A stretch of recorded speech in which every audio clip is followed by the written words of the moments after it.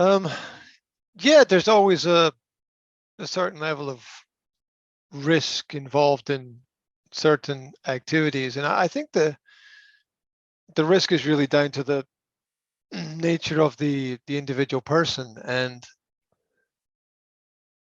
there's probably a lot of dangerous things that happen every day that could cause problems for people. I think, I also think that a day without risk and challenge is a bit of a wasted day to a certain extent. And I don't mean that everything should be dangerous. I just mean that if you don't take a risk every day, you're not really living in something. You're not. I mean, there's this idea that we need to make childhood safe for children. My personal non-professional response to that is fuck that, right? Because if children who have only experienced safe environments become very weak adults. They're not strong. They're very weak. Overprotected children are very weak adults, right? We need a certain level of adversity to develop character. For as much as none of us like problems, at the same time, a lot of the problems that we deal with, hopefully they're managed and controlled in the right way, can make us stronger and can make us better people. And so there's a constant push on, we need to keep children safe. My personal response is fuck that. We don't need to keep children safe at all. That's just adult paranoia, where parents naturally want to care for their children. But sometimes the best way to care for your children is to stand back and let go and see what happens. Now, if you want a reasonable example of this, it would be a game of football. Football is a pretty dangerous game. You know, people are trying to kick things. Sometimes they don't kick the ball, they kick each other. Especially if you've seen amateur football. Like, forget professional football. Like, look at think of the dangers of amateur football, and then think of the dangers of kids playing football. Right? I mean, kids are even less accurate than amateurs, right? And some of them are big and some of them are small, and they can miss. You know, the big kid can miss kicking the ball and kick little Johnny, and little Johnny can have his leg broken, right? I mean, that is not an unusual activity. It's unfortunate, but it's not unusual. So and that's just football. I mean, that's not even really a major contact sport. You know, take rugby or American football or something. You know, those are full-on. Those are full-on fuck you sports. You know, it's like your aim is to crush the other person, right? And that's not even boxing or mixed martial arts or jiu-jitsu or karate or whatever, taekwondo or whatever martial art you want to get involved in, right? You know, you don't train boxing to not have physical contact, right? I mean, the whole point is physical contact, really. You don't want to kill the other person, but you want to scare them to a certain extent or frighten them. And you know, that's not even things like self-defense and Krav Maga and whatever else, right? And so this idea about keeping children safe, I'm not sure that you have an exciting childhood if you're safe. Yeah, I think the excitement and the energy and the fun in life comes from pushing borders and boundaries a little bit, from changing things. I don't mean being stupid. I'm not talking about, it should be, because the limit must always change, because the progression should be gradual. Yeah, Yeah. Yes. So just like, in skiing, you've got your, I don't know, your green line and your blue line and your red liners. I don't know, black line. I don't know what colors they are, whatever. But you've got your grades, right? Of the levels of things, and so it should be a barrier that is constantly moving and progressing. And you don't start at the most difficult level. You work your way up to it. Yeah. But you should always be working your way up, and you should always be pushing yourself. And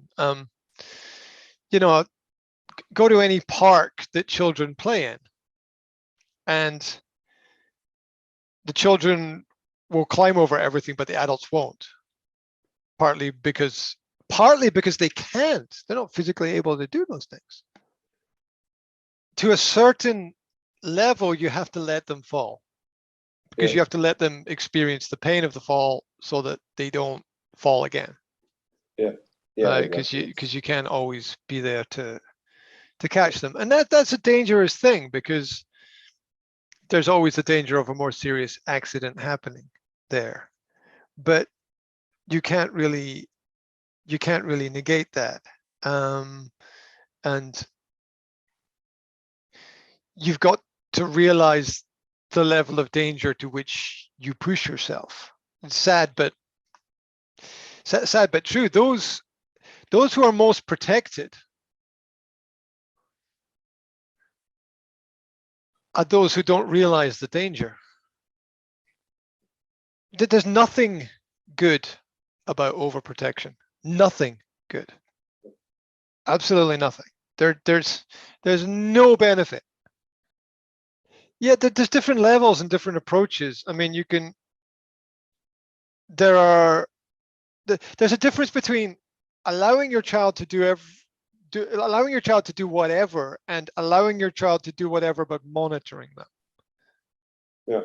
They can look the same from the outside.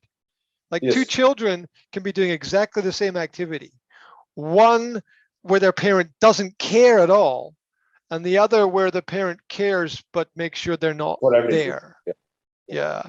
And so it's not always exactly the same situation. I've seen many examples where parents let their children do whatever, but the parent is not caring about what's happening. And I've seen examples of where you let the child do whatever, but it's okay for the child to do whatever, because you've checked the situation and you're like, okay, there's no danger. There's no danger here. So it's like the good parent will walk around, they will scout around the situation to see if there's any dangers. And if there's no dangers, they'll be like, whatever, do what you want, right? Okay.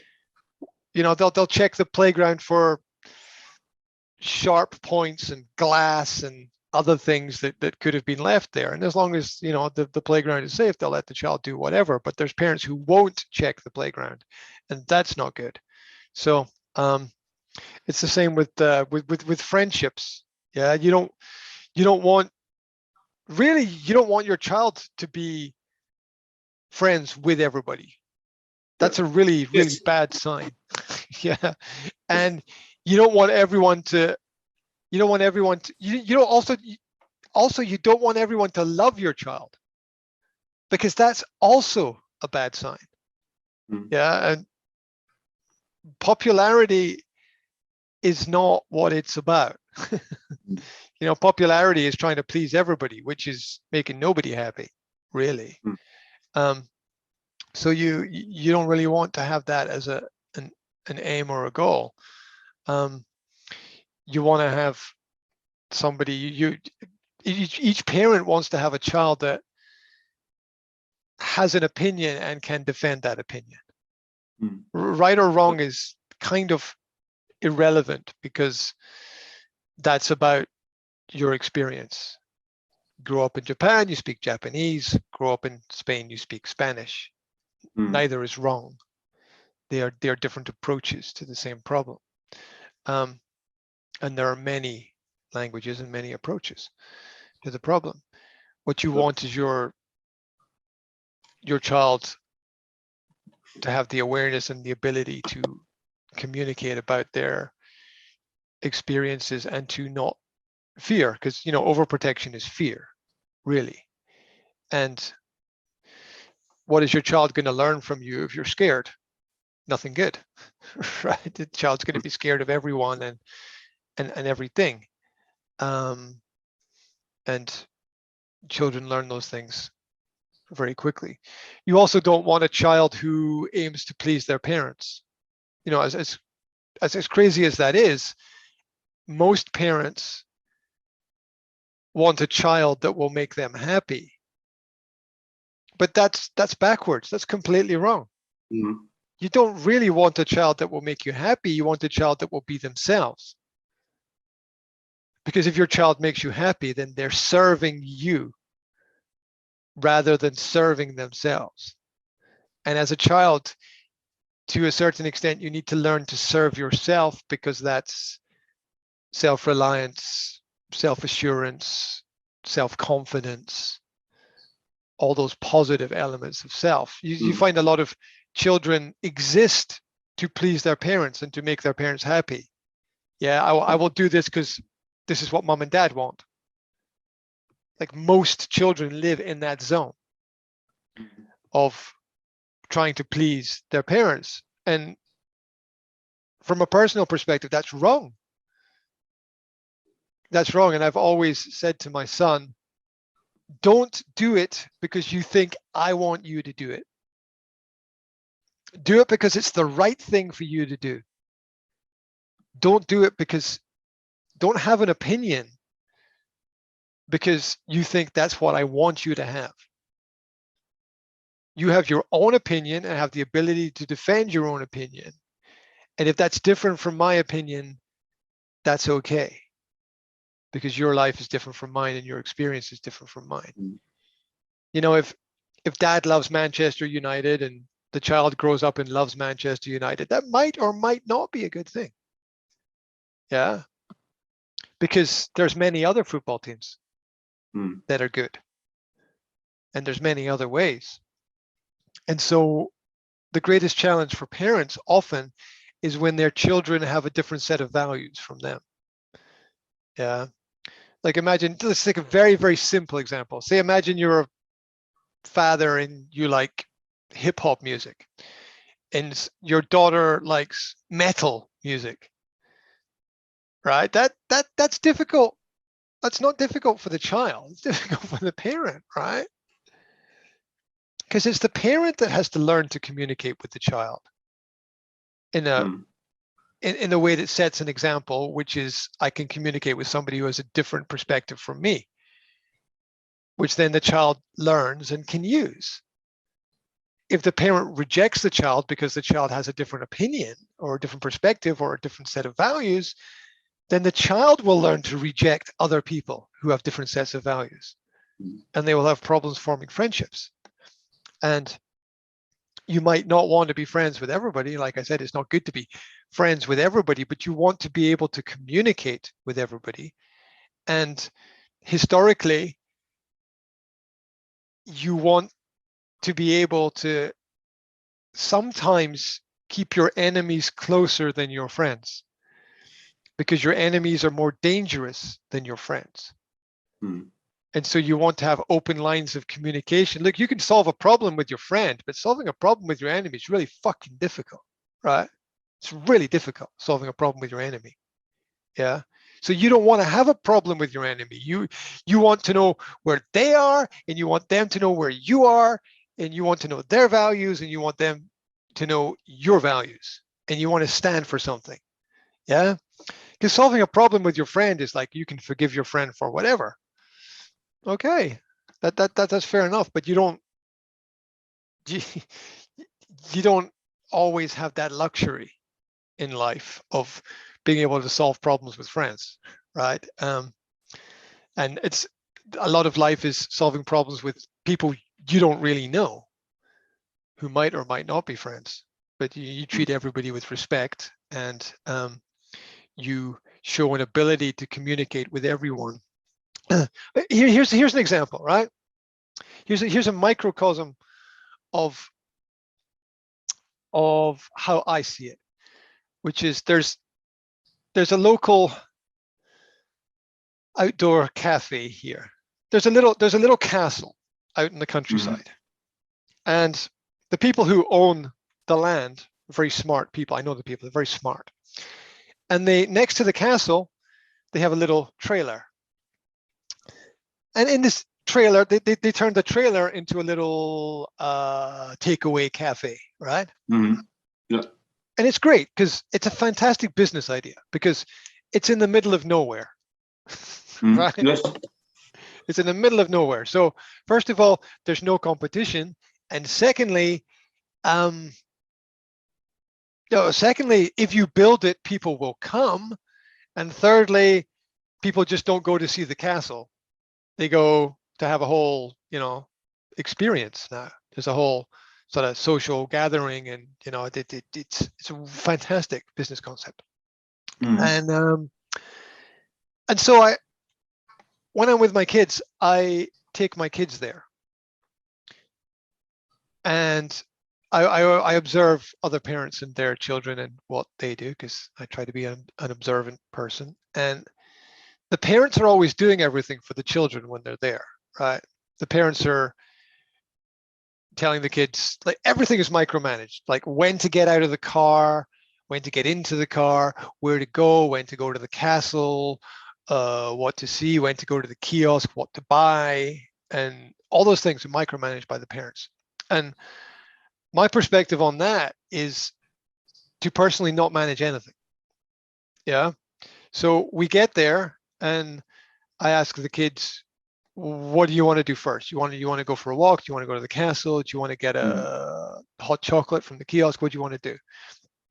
And I let them decide. And if they say, okay, we want a hot chocolate, I then ask them, okay, how much does that cost? How much will that cost? Yeah. And so they work out how much it will cost. And we're still sitting in the car. Okay. We're not out of the car yet. We're sitting in the car. I'm like, okay, so we got a plan. We'll do this and this and this. We'll do something like that. They're like, yeah, okay, cool. Right. So go get yourself some hot chocolate. Now, they'll either A, get out of the car and go, or B, stop and say, but we don't have any money. Right? If they get out of the car and they go and they order it and they realize they don't have any money, then they'll come back to me and ask for money. It's okay. It's not a problem. It's okay. Right? If they realize first that they don't have any money, then they can say, oh, it costs them money. Okay, well, how much will it cost? It will cost this much. Yeah. Okay. And I'll get out the money and I'll give it to, I'll ask who wants, it's totally true situation. I'll ask who wants the money. Yeah. And maybe I'll give it to Jasmine, who's 6, right? I'll give the money to Jasmine. The youngest. Yeah. And I'll say, okay, you're in charge of the money. You're in charge of making sure that what you buy gets paid for, and you get the right amount of change from the person who's there. Yeah. And okay, off you go. So I let the kids do it all themselves. Everybody wants to panic, right? Everybody wants to oh my god, what if there's a conflict between them? Where is the problem? The conflict, unless you allow children to experience conflict, they won't be able to manage conflict, right? And then they will panic because they're oh my god, what to do when people have different opinions? And the solution, from my perspective, is to trust the children to make the right decision.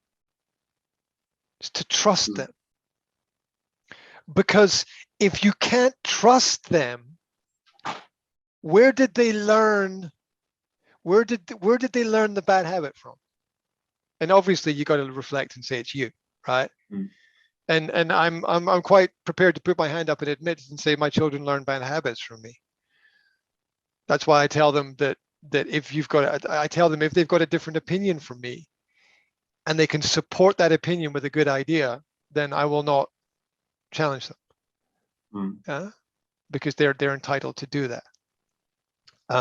And let's look at the bigger picture and face it. The problems of the world are not made by children. The problems of the world are made by adults. All of the problems of the world are made by adults and not children. Children are not responsible for the problems that we face. Not at all. And so they should never be held responsible for those problems. Like in school, it's saying like, oh, we need to clean up the environment. It's not the kids that are messing up the environment. It's not the kids that need to learn how to be clean. It's the adults who need to learn that, not the children. The adults who need to learn that. Now, you also educate the children, but you educate the children through who you are, not what you teach them. Yeah. It's what you are that matters and what they will learn and understand from, not anything else. Everybody wants to control and dictate and micromanage, and that's the road to hell. Right? Dictatorship is the road to hell eventually. So dictatorship is very much the road to hell. It'll work really well. Dictatorship works really well for the first period of time, but then it always goes horribly wrong. Look at the last 2 years on this planet, right? Dictating to everybody exactly what they should do works really well for a short space of time. It's the emergency situation. In an emergency and in a crisis, you need some person to take responsibility and to manage people. Beyond, and that's seen in, look at the military, that's seen there. Beyond that, you don't do that. It's wrong. It's always wrong.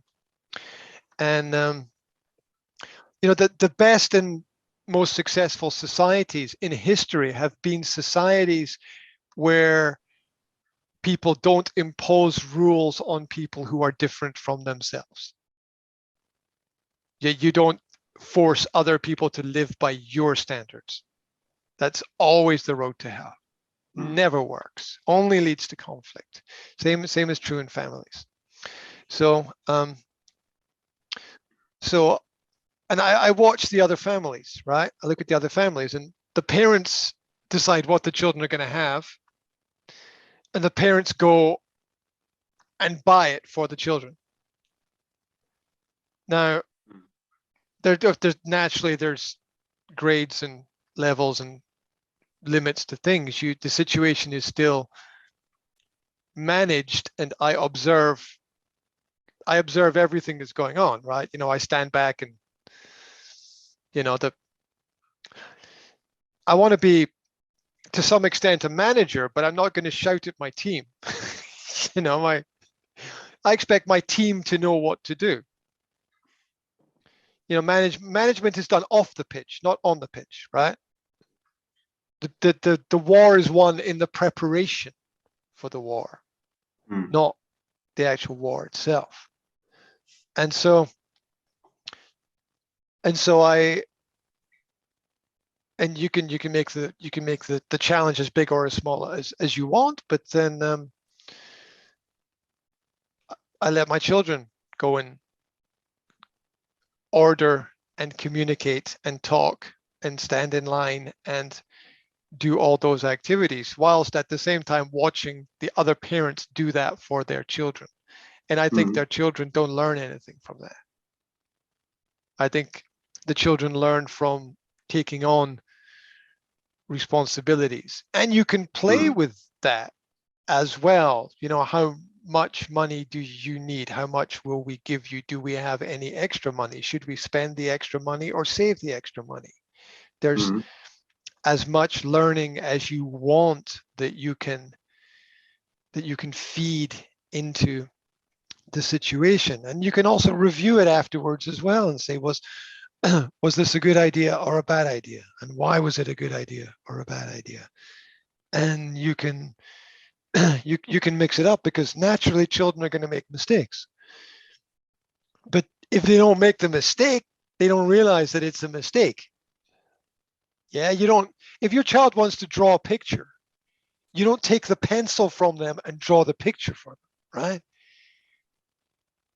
You either have your own pencil and do your own picture and have that as a guide, or you just let them take the pencil and draw in a way that feels natural for them. And so we don't, we want to create the environment for growth, but we don't want to micromanagement, and we don't want to pass on our fears to our children as well. And it takes a certain amount of patience to be able to, and time, I think, as well, to be comfortable with things like that. And look, here's another example of what might be considered really, really, really bad, but I don't consider it bad at all, right? So I was with some other families. This is a few years ago. I was with some other families and we were swimming in the local river.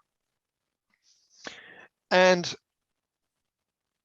some people might or might not think that's a danger. You know, people, you should learn to swim in a swimming pool. I'm not against learning to swim in a swimming pool. It's a very safe environment and can be a lot of fun, and the water's probably cleaner and healthier. You know, those are all good things. But we were learning. We were in the river because it was a nice day and it was warm outside, and why not? And that's life. That's nature. And the daughter of one of the other parents was swimming in a part of the river where the river was flowing very fast. And she was trying to swim and she wasn't getting anywhere. Right? So she was swimming, and she was a good swimmer. She was swimming and she was just like staying in one place because the water was flowing quite fast there. And her response to that was, "Mom, can you help me? I'm not getting anywhere. I'm kind of stuck here." And the mom's response was, "Yeah, sure." And the mom swam over and helped the daughter. There was no panic, right? The situation was risky, but controlled and observed. And the daughter was never really in any danger, but she was in difficulty and she needed help. And that's the role that parents really need to provide. We don't want our children not to experience difficulty. We don't even want our children not to experience danger. We want our children to experience some level of danger, because that you know that helps us grow and helps us understand. And there might also be a level of excitement to that as well. And you know what happens if you don't seek external danger? You know what happens? You seek internal danger, right? And internal danger leads to things like drug use and alcohol abuse. That's what internal danger is, because you're not allowed to go out and be free and to be yourself when you're not comfortable with being yourself. So you seek all danger as internal, and you play with it internally. And the only way to do that is through taking drugs of some kind. And that's what all that is just a simple expression of, I'm not free to be myself. And I'm not comfortable with myself because nobody's ever let me be me. Everyone's always wanted me to be somebody else, to fit into other people's ideas and systems and worlds of being that are not my own. And yeah, that's why so many people are taking so many drugs. They're just not free to be who they are. What happened under communism? Everybody became alcoholics. Well, that's an overstatement to say everybody, but was it like 80% of 80% of communist countries have alcohol related problems. You know, they internalize the external problem that they can't manage. Huge rise in drug and alcohol use, abuse, and death over the last 2 years. People who have no control over the external world internalize the problems, and you know, if a child turns to alcohol or drugs, it's because one or both of the parents is fucked up. The child is not messed up. The child is just, and there's a really, it's a strange but good film. It's a British films are weird. You know, they're yeah. You've probably noticed that British style is different from American style. British culture is different from American culture. British films are different from American films. You can argue that neither is better. You know, they're just different. And the actor Hugh Grant is very well known for his acting in British films, British humor, British style. And there's a film that he is in called About a Boy. And it's based on a book, and the book is about a man, and he's single, and a mother who is single and has a child, and it's about this triangle of a relationship. And at the end of the film, and I recommend the film. It's a family film, right? Of course, it's got a political and social agenda to it, but that's another story.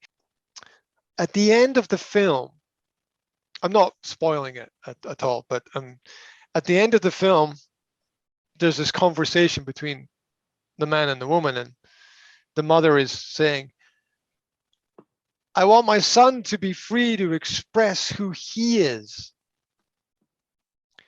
And that's what I'm allowing him to do. And the man says,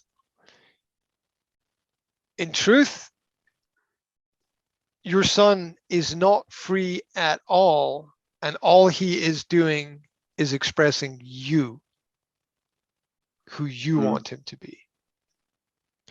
And that's the whole film, in like in a sentence, where all of the child's problems are because he's trying to please his mother. He's trying to keep his mother happy. And as I told my son, I don't want you to make me happy. I want you to make you happy. And if that makes me unhappy, that's my problem, not your problem. Because your life is about you and not me. And I'm here for advice and guidance and support and mentoring and everything that's necessary, but I'm not here to be you. Right? That's something that's different. That's not my job. Right? Yeah. It's not my job. My job is something else. Yeah. And it's an unconditional job. It's a permanent, unconditional job. And the way to understand that is understanding that the permanence of unconditionality is a part of the experience of love, which is a big phrase, but I'll try to condense it to make it more understandable. Anybody who is paid to be with you does not love you. They're not with you for love. Anybody who is paid to be with you is not with you for love. They're with you because they're paid to be with you. So look around. Look around at the people around you. Look around at the world around about you, and realize who's there because they love you to a certain extent.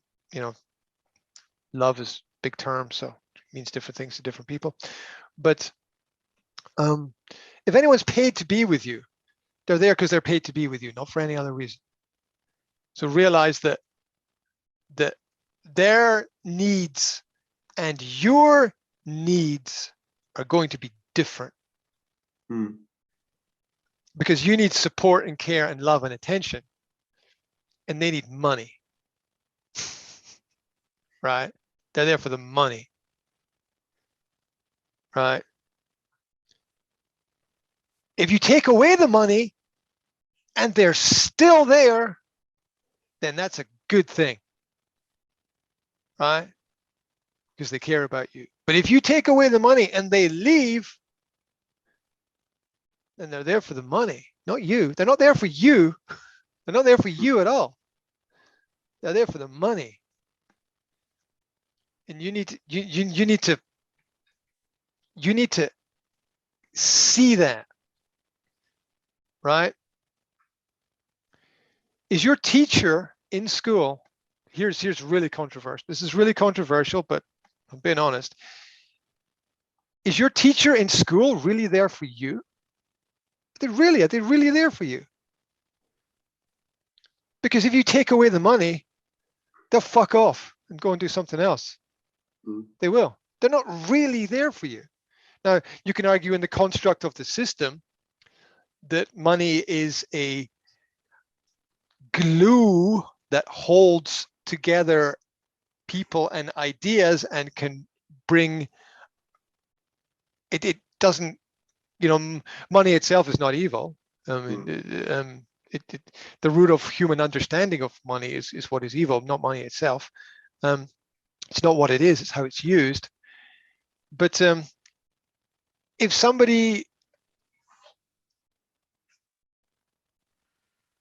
if the money is taken away and the person is not going to help you, then they're not really there for you. They're not really there for you. They're there for themselves. And look, you can serve yourself and help other people at the same time. That works in certain areas. You can serve yourself and help other people at the same time. Look, if you're a great singer and you love to sing and singing is all you want to do and you're good at it and other people like it as well, then you can serve yourself and serve other people at the same time. That happens. It's rare. It's very rare, but it happens. But that's what you want to look for if you want to be happy. Right? The root of happiness is understanding what will happen if the money disappears. Right? What is the marriage vow in marriage? For better, for worse, for richer, for poorer, in sickness and in health. Right? Right? When if all the money goes, you don't want the person to go. You're in the wrong fucking relationship if the person's going to go and follow the money, right? Yeah. Because if they're going to follow the money, they're going to follow the health as well, right? And then if you get sick, they're not going to care for you. But you need money to care. I get that. Fair enough, but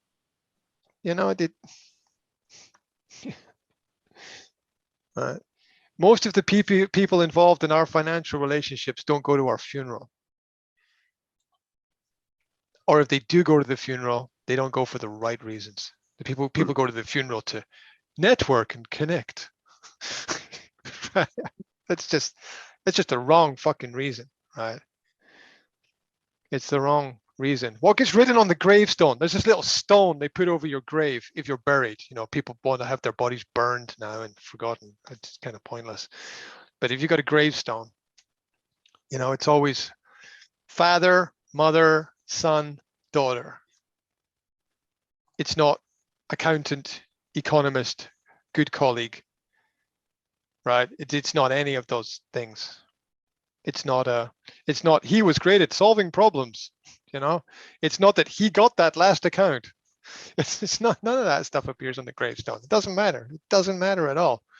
he was good at skiing. It doesn't fucking matter. This shit doesn't fuck. It's fun, but it doesn't matter. Doesn't matter on a bigger scale of things.